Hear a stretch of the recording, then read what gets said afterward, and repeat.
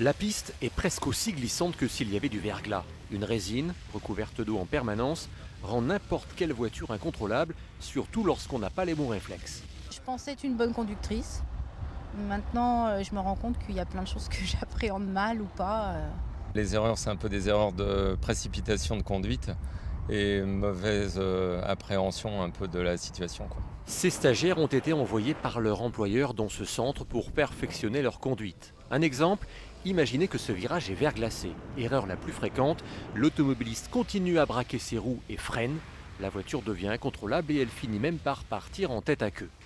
La règle à retenir, c'est que dès que la voiture commence à glisser, il faut débrayer, braquer les roues dans le sens inverse du virage et ne surtout pas freiner.